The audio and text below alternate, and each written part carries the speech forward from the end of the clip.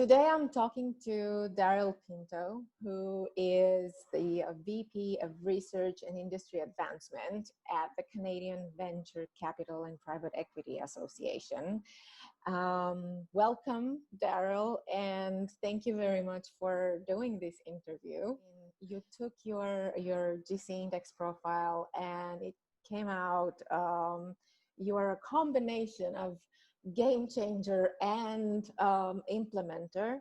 And I liked what you say about yourself, that you thrive in situations where you can combine problem solving through design thinking with adventure. So looking at your GC index profile and your successful career so far, what does your GC index profile tell us about what underpins your success? Yeah, well, first of all, thank you for having me on, Roxana. I appreciate that. So for me, the insight that I gained from the GC index, a mix of game changer and implementer, I certainly saw truth in that in my current roles, and even when I reflect on my previous roles, that has really been, I think, the strength, the combination of those two things, which has helped me navigate career opportunities and make the best out of different circumstances, both in contexts where I worked where I didn't feel fully like I could bring myself to the job, and also places where I found, 100% I'm fully engaged in the task at hand. I also, upon reflection, after I saw the score, that the parts that were less predominant in terms of the strategist and the polisher and the playmaker as well, relatively lower scores, I reflected on that and I thought, I guess for me, it's very contextual. It's not my strength, it's not my area of comfort, but I found myself, depending on the context, being able to pull or draw upon reserves in my personality and the context at work, or whether it was a volunteering context, to be able to get the best out of it. It takes more energy on my part when I step into those more uncomfortable parts of my personality. But I've learned how to be successful somewhat in those parts as well. Mm-hmm. And because you were mentioning comfortable versus uncomfortable, what are some of the skills that you had to develop along the way to make the most out of your proclivity, so out of that comfortable, a natural impact that you're making? Yeah, so if you had interviewed me, or if I'd done this test earlier in my career when I was starting off, I'm an introvert by nature, and I actively avoided back then any networking opportunities or opportunities to speak to people outside of the people I directly worked with, where my task orientation involved me having to work with them. It was just something that I didn't enjoy, and I felt out of place and uncomfortable in those situations. What I've had to learn over the course of my career is how to get more comfortable in those situations.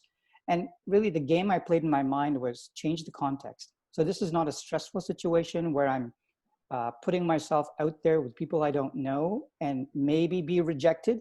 I think that was the fear in my head. I reframed it as, okay, this is an opportunity to be curious. It's a little bit of adventure here because I don't know this person, and getting to know them is that part that I really like about, any kind of task, is this adventure seeking. So once I reframed it, it became more of a game to me to be able to meet someone, not be stressed out by that, but be curious and seek a little bit of an adventure in the conversation. And that was a game changer for me.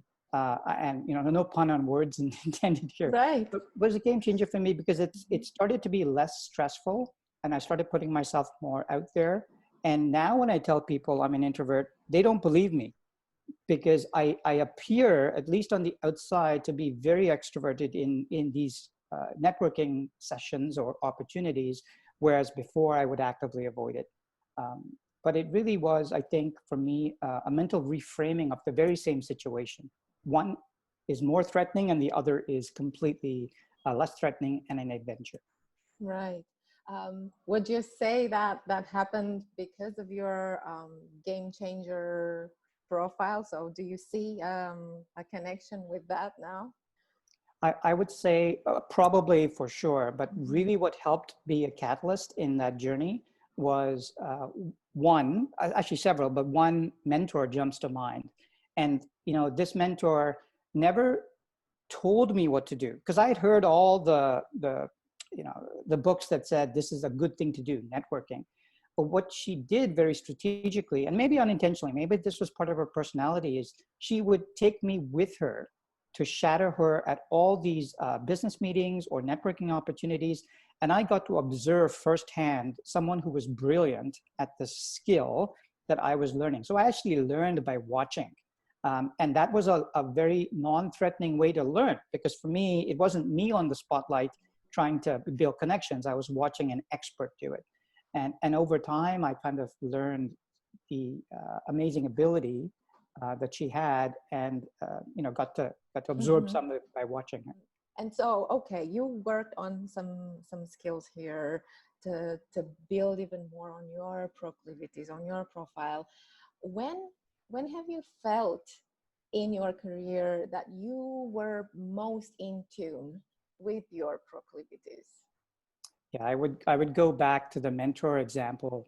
When I worked in this person's company, she gave us the permission, and it was everyone, it was not just me. She gave us the permission to fail, and fail by, and then learn, not fail by making mistakes and it being catastrophic to the company.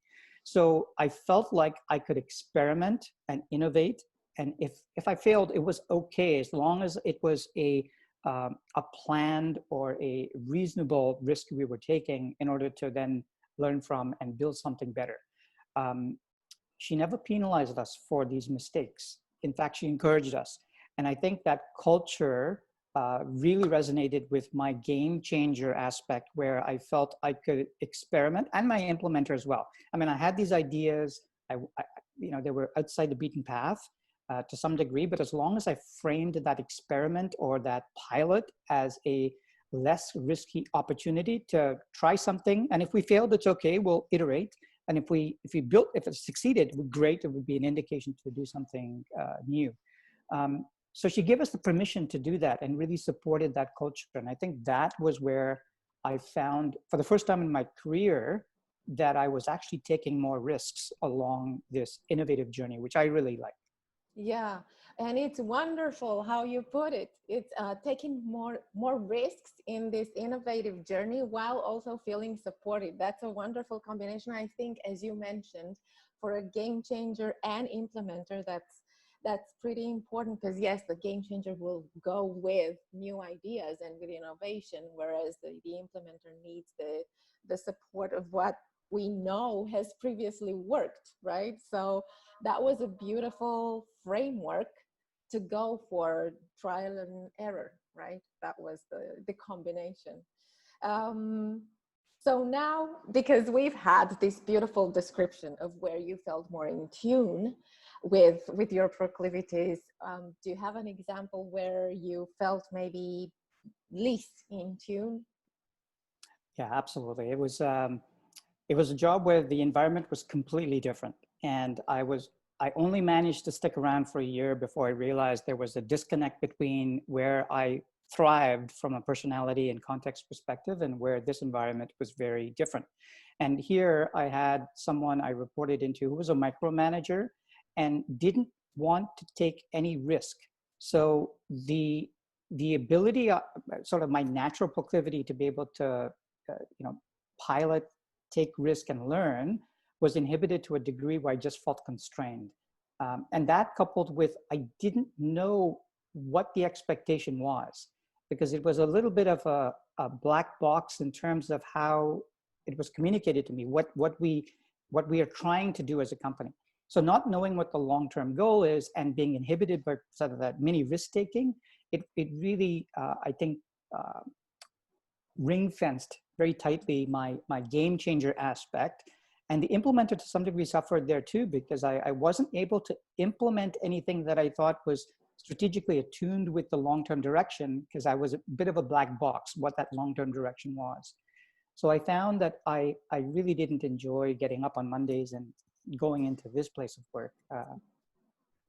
Yeah, there was no framework to work on.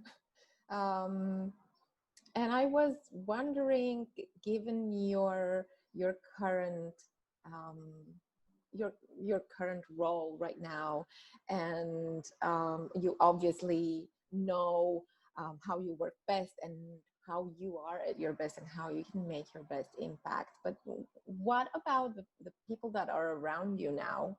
How do you work best, and who do you like to have around you? And how are the people around you complementing your proclivities, and so you get the best from you? Yeah, that's a great question. And I think for me, the people that I work with is the deal breaker for me in terms of do I enjoy and do I want to stay in a current job that I'm at. So I've figured out a number of strategies. One is I've got to be able to learn the individual in my team or at my company, or just someone that I'm interacting with.